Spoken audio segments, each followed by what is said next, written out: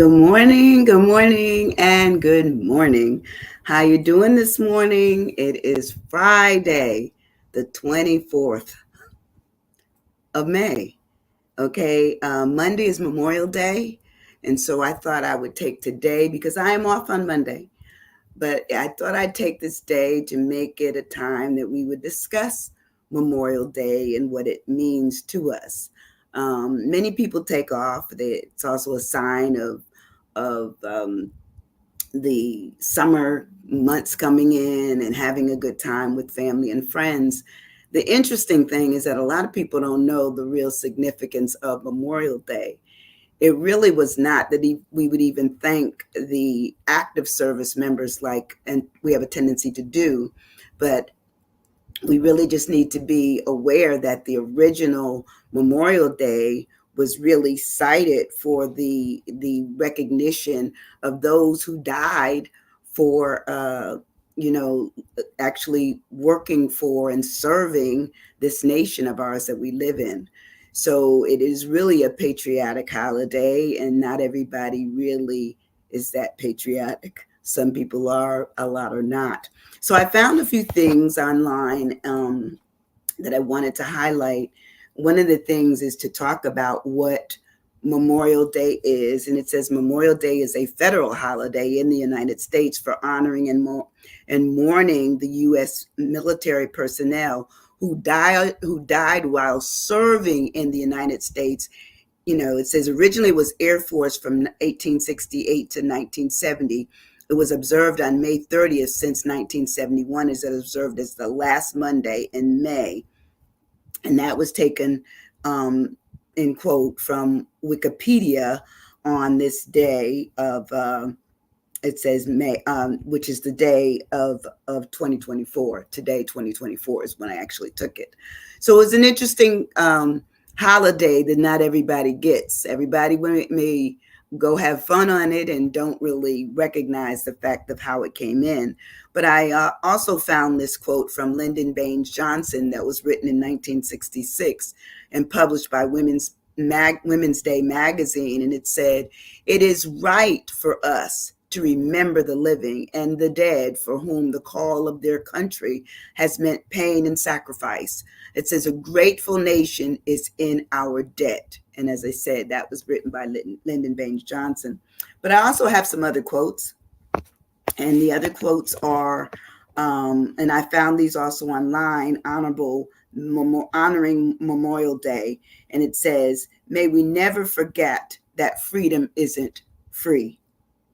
Okay. We're still here because someone is protecting our borders. Persons are at every one of the services that we can think of in our United States, but they're also in other countries protecting I would say, our concerns, our products, our national or international ideas and concepts that we believe in. So here's some other ones. It said, and I don't know who made these quotes. It's just they're all in quotations, so I'm presuming it just wasn't me. It says, "In memory of many, in memory of all." It says, "We don't know them all, but we owe them all." And the last one says, "Never forget, ever honor." Never forget, ever honor. I like that. And I found another one. It says, "Fallen but not forgotten." Sometimes we just forget the importance of how holidays come to us, what they come for, the purpose of them. Good morning. Good morning. Good morning, Big Mo. How are you? How are you, my friend? Good to see you in the space. Hope you're doing well. But I already know you understand the importance of Memorial Day. I had several of my family members served, and even though my brothers, they all, three of them, that would have been Ronnie, Bob, and Eddie. The three of my brothers served, as well as we had. The older brothers had different fathers. We had both had to share the same mother, and the older brothers were interesting because they all, even though they didn't die, they all came back with what I would call, um, you know, casualness of or casualties of the war. It wasn't that they died, but their spirit died. In some instances, they had drug issues. They also had um, drinking issues. And, certainly it took them a long time to actually leave the earth. But yes, they were definitely caught up in what was going on with their mental, capabilities and their bodies in terms of how they function going forward. So I do know that there were remnants from war and remnants from different places they had been serving. Um, let's see. Hey, Kiwanis, good morning. And thank you for that poem on hope. I loved it. Loved that first line, and that caught my attention. So I will certainly um, come up with something of how I can use that and weave that in at the beginning of one of my vlogs coming in. So let's get down to it. What is memorial? Memorial is something, especially a structure established to remind people of a person or an event. But we also memorialize, and that's when we go to the grave sites and we might stand in front of them and maybe say a prayer, talk to them, or even leave something as beautiful as flowers, or it might be, something else, maybe a teddy bear, maybe something that reminded you of their presence in your life at one time. So memorial talks about the tombstones, the grave sites, the trophy, the brass, because sometimes it is considered to be brass, what's left behind. Could be a testimonial.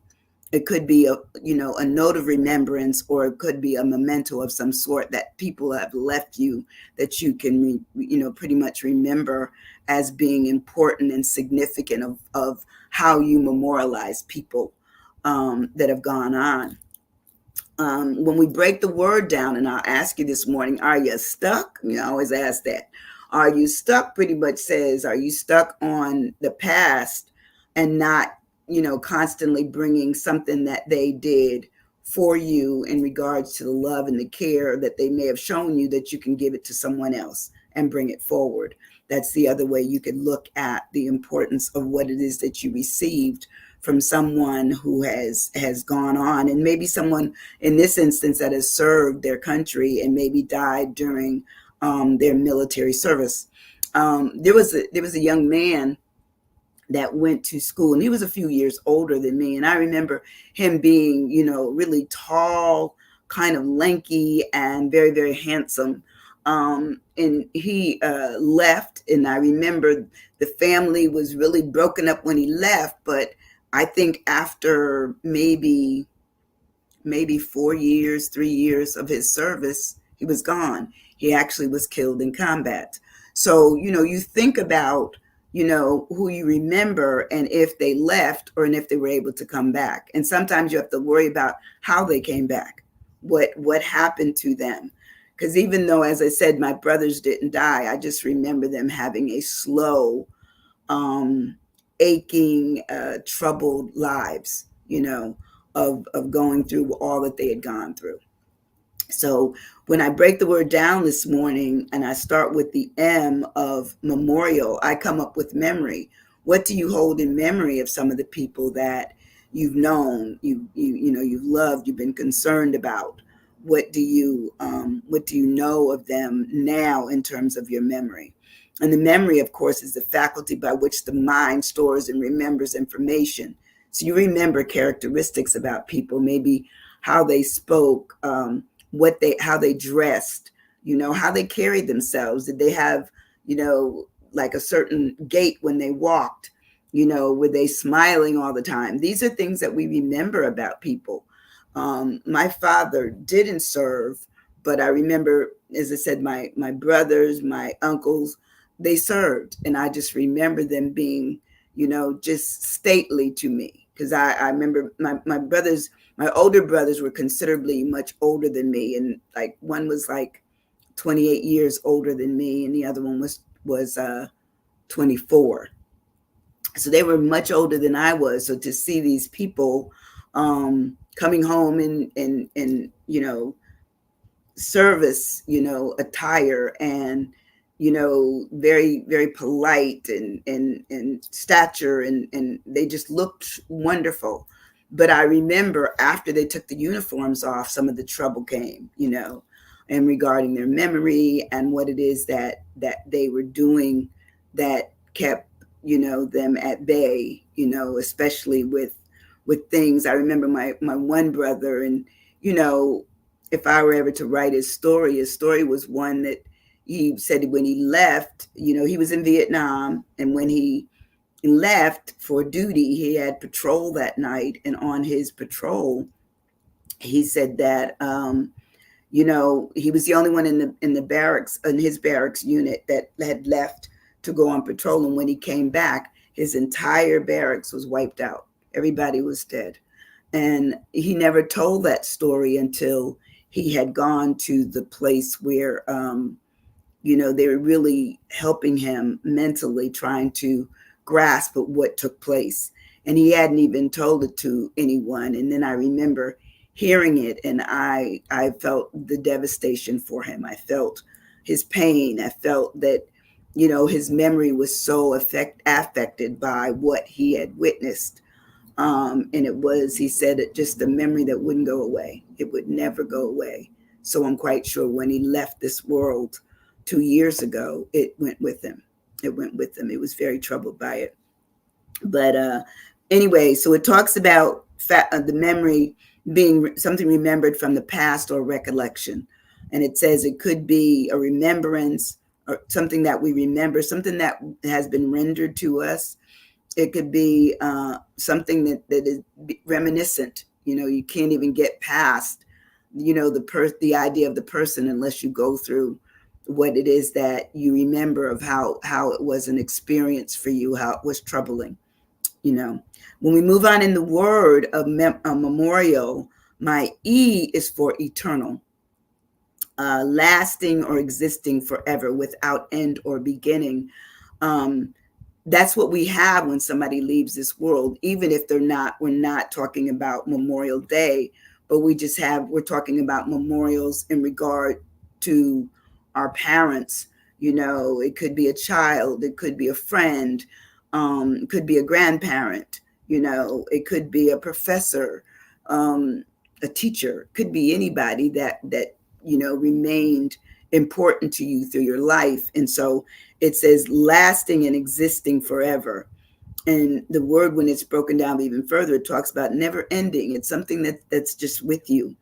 It could be something that ends up being immortal, endless, abiding, infinite, undying, timeless, meaning there is no time to it. It's as if it happened yesterday. Perdurable, which also speaks about ongoing, just eternal. When we break the word down some more and we talk about memorial, we talk about the meaning. We all have meaning, I think, even if we're not able to express it, and it becomes almost like a silent idea or concept of who we are, there is meaning, or it should be, let me put it that way, for those of us who I believe in a higher power. I believe in God. So for me, my meaning of life is the fact that there will be things I never know, but the things I hope will be okay. I don't know if I go outside my door that there's not something out there that will harm me. I don't know that. But my prayer, of course, and my hope is that I'm going to be all right. I'm going to make it back to my house, and I'm going to be safe, and I'm going to be in my right mind.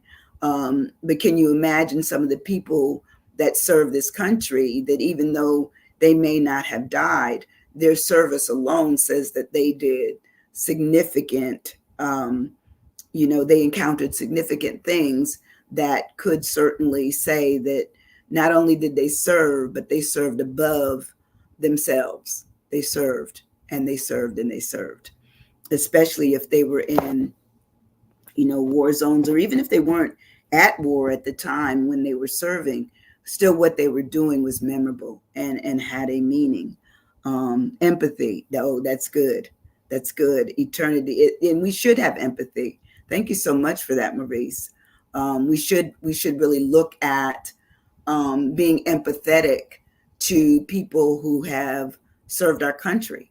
At one time, there was a negativeness towards, police officers and even sometimes the military and different things. And I'm thinking, oh no, I want the protection. I want somebody looking out for things that I cannot handle.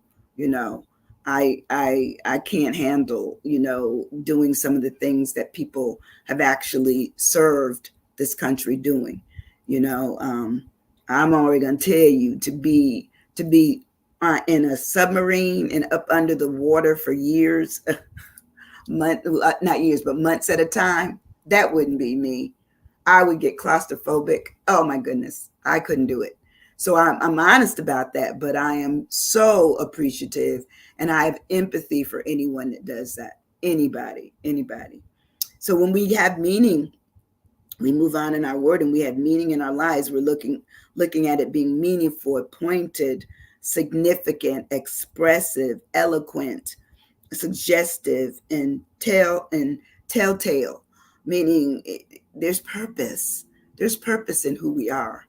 There's purpose in what other people do. Not everyone was meant to do the same thing, but I'm so glad, so happy, so thankful, so joyful that there are people who will serve, and they'll serve the country that we live in so that we do have a sense of peace, a sense of comfort, and a sense of belief that we are okay. We are okay. We move further on in our word of memorial, we talk about the occasion. I don't believe that you can pass up Memorial Day and not really look at the fact that the occasion was set, that we would actually be thankful and recognize those who served and who died during their service. Good morning, Adelia. How are you doing? Good morning, Ms. Rose. Oh, I love you guys. Thank you so much for chopping in this morning. Thank you. And if any of you have served, certainly put, just say, yes, I've served.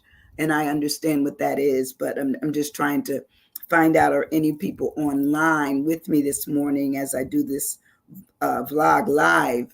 Are you certainly people that I want to thank? And I know Memorial Day says that we shouldn't thank you, but I'm going to thank you anyway, because you kept your word that you signed up for, and you served and you came on out and you're still good. So that's a wonderful thing. And so the occasion talks about it being special or an important time, an event, ceremony, or celebration. And as I was saying when I opened up today, is that not everyone celebrates Memorial Day as it should be celebrated, where we're honoring, people who have served and who died. How many of you have gone to a cemetery and laid wreaths? I know that they do it here on Veterans Day, but I don't know if they do it during Memorial time, but it certainly would be nice to know. I don't know. And I know at Barrancas, which is downtown on the base, I certainly would think that would be a place to go and do that. But the occasion talks about the instance in which things happen, the time, the juncture, the moment, the reason. There is a reason. It's a great reason that we would certainly go and recognize someone for having done something that we didn't do or couldn't do. So it also talks about cause and justification.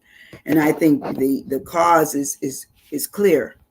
It's clear that people need to be thanked. And sometimes people are never thanked while they're living, but they're thanked posthumously. And it's still a thank.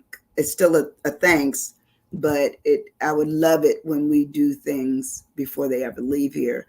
I have a girlfriend who knows I love flowers, so she gives me flowers, and that's one of the things that I love. It's my heart. So she gives me the flowers that I love, which are sunflowers, which I always talk about. And so I really am appreciative of that. Let's see, meaningful, memorable. Okay, memorial. Oh, memorable. Yes, memorable is a good word, and also meaningful. We need to be meaningful when we're dealing with people. Did you have anything for occasion? Um, Now my R is for remembrance. I don't believe that we can really go. We can't go through a period of Veterans Day and Memorial Day and not think of people who have served. I just always do. I'm always reflective on those days of thanking people, even if it is posthumously for what they did. Making sure that I still had peace. And I think of all of the war zones now, and I'm still so grateful. I am absolutely grateful that we could easily say that the statement after, every time we think about what it is that we have that others do not have, we must say, wow, it could have been me. It could have been me. It could have been us. It could have been our country in turmoil and in war zones and looking at bombs and basically where the earth has just been taken out from under us, and our lives are just in a shamble. It could have been us.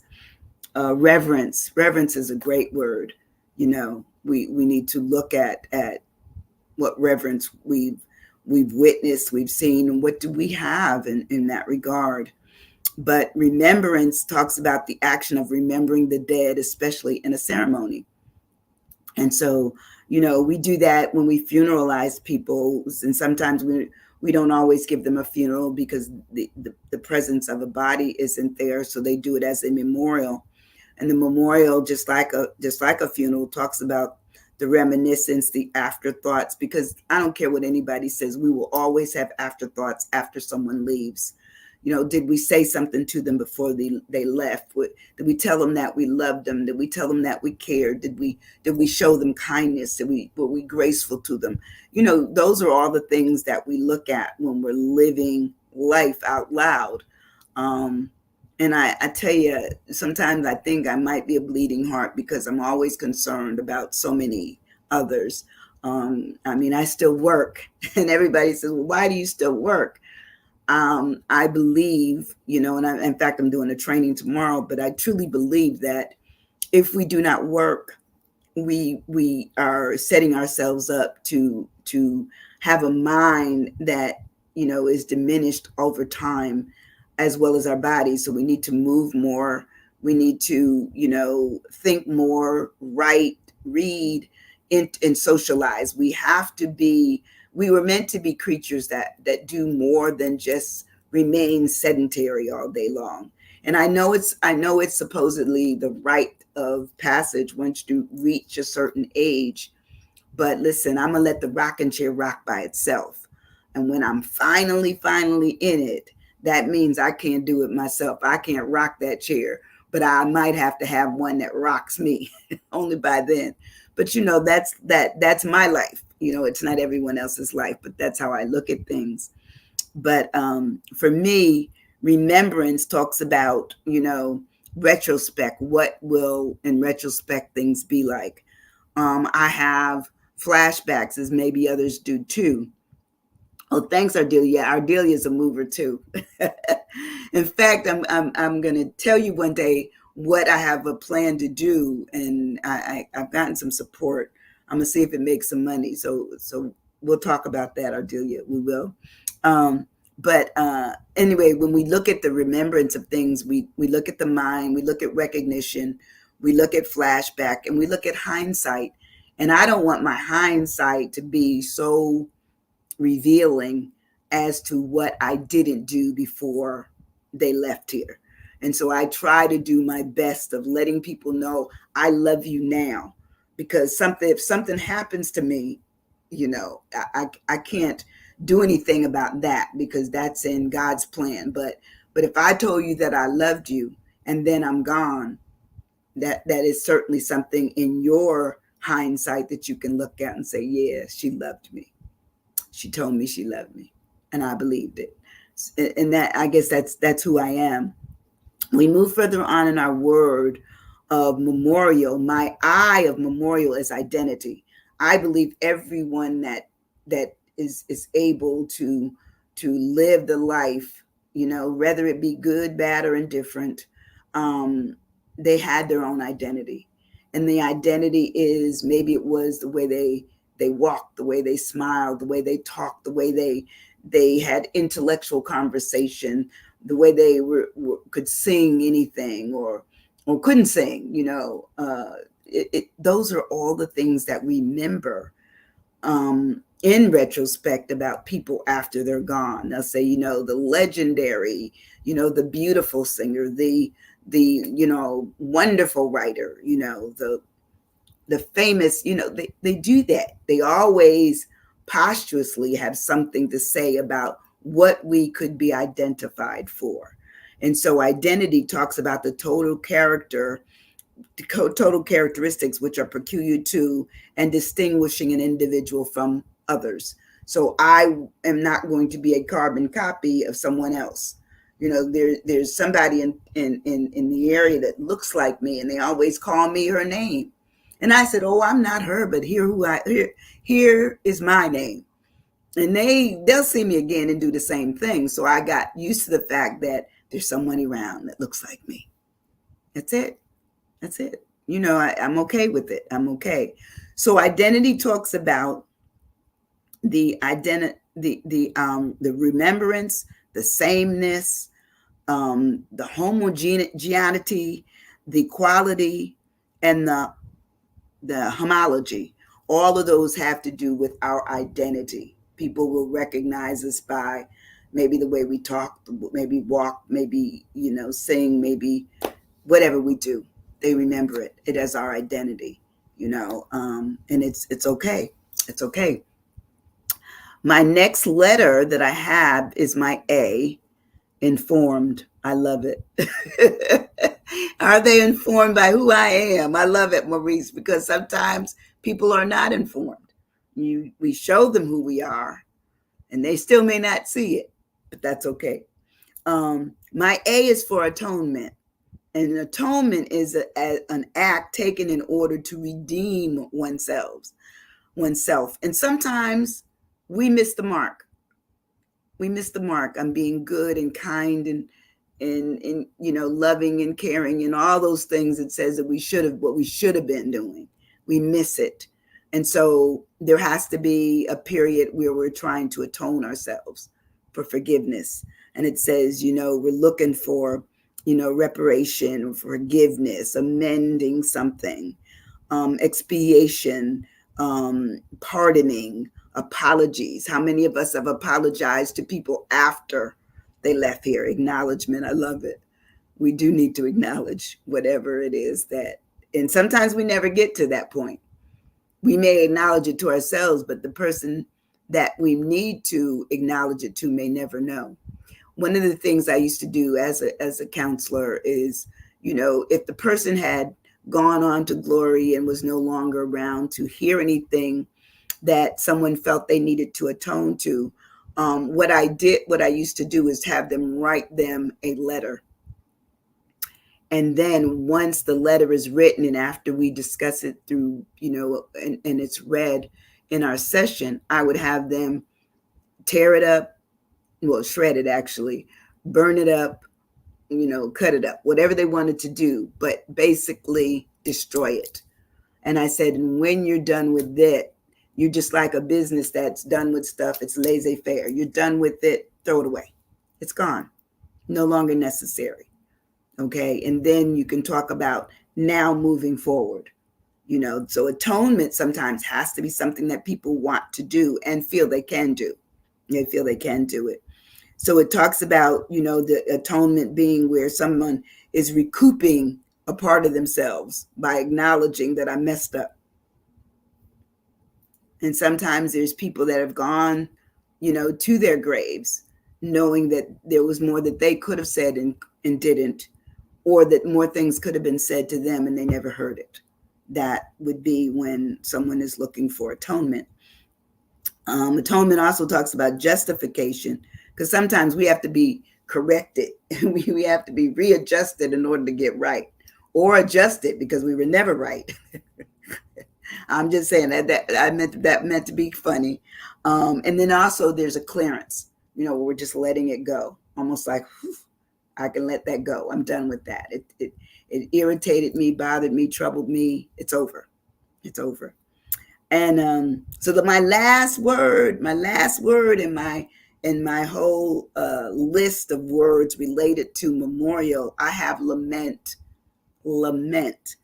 And lament says to feel or express sorrow or regret for.